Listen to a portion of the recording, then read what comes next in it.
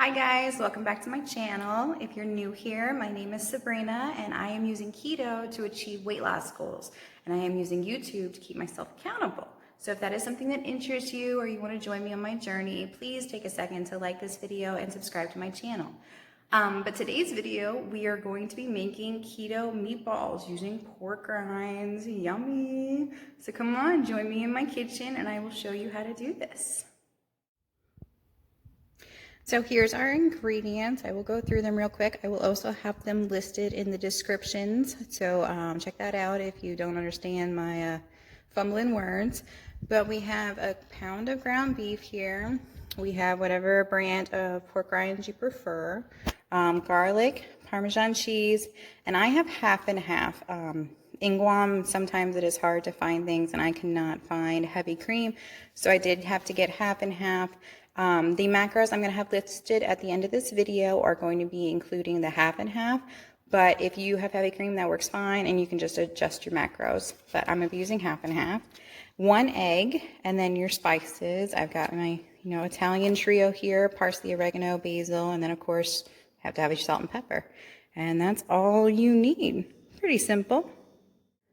All right, so step one, first thing we're going to do is we are going to preheat our oven to 400 and get that going. All right, get that preheated.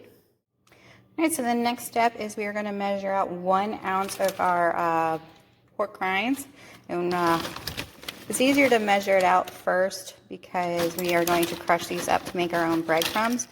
So it's kind of harder to measure it out after it's been crushed up. Ooh, 1 too many. Let's see. Oh, I can do this one-handed. Perfect. All right, so what we're going to do is we have our 1 ounce measured out, and then we are going to crush this up into little breadcrumbs. So you can either put that in a plastic bag, you can do it by hand in a bowl, whatever is easiest for you to crunch these up without making a huge mess in your kitchen.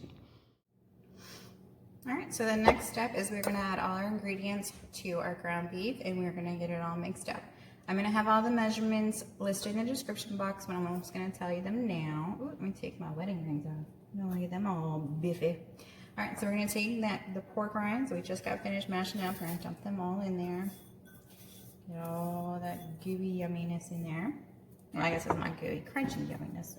We're going to crack 1 egg. Put that in there. 2 tablespoons of your half and half, or whatever cream that you were using. Okay, so 2 tablespoons of that. Next we have a 1/4 cup of our Parmesan cheese. All right, and next we have garlic. Oh, let me get a spoon. So 2 tablespoons of garlic. I'm just eyeballing this. So 2 tablespoons of your garlic. Then you're just going to add your spices, and I do not have measurements for my spices because honestly I just eyeball it, but I would suggest you be a little bit heavy-handed because you do have a pound of ground beef here, and you're going to want to make sure that every single piece is nice and flavorful. So when you're done adding all of your ingredients to your bowl, you're going to just combine it all, mix it all together. And honestly, the best way to do it is just with your hands. You can use a spoon if you want, but really the easiest, best way is to just get down and dirty.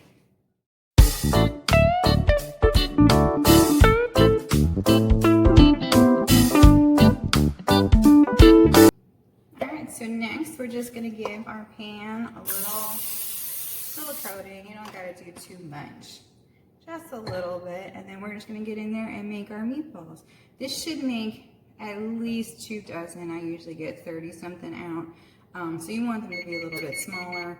If you make them bigger, just adjust your macros. I am going to be making mine for a smaller meatball, but you can just double or triple the macro count if you want to make yours big. Okay, so you just grab a little bit, just a little bit, roll it into a little small ball there. I just, see, mine are pretty little. And we're just gonna put them on our pan. And we're just gonna fill up the whole pan. Leave them a little bit space, 1 to 2 inches spacing, because they are gonna release a little bit of grease. So you wanna make sure that you have enough room.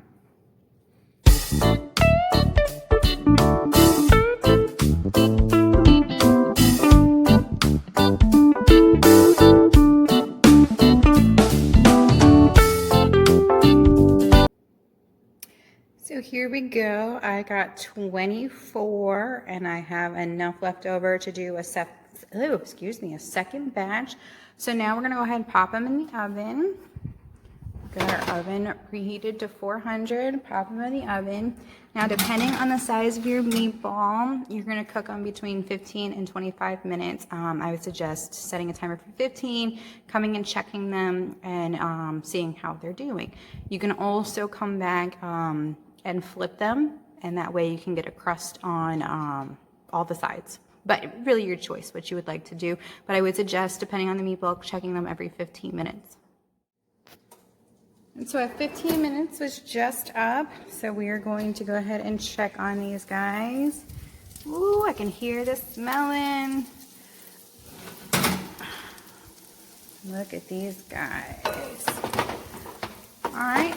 So they are still looking a little bit undercooked. So I am going to go ahead and flip these guys and probably give them another 5 minutes.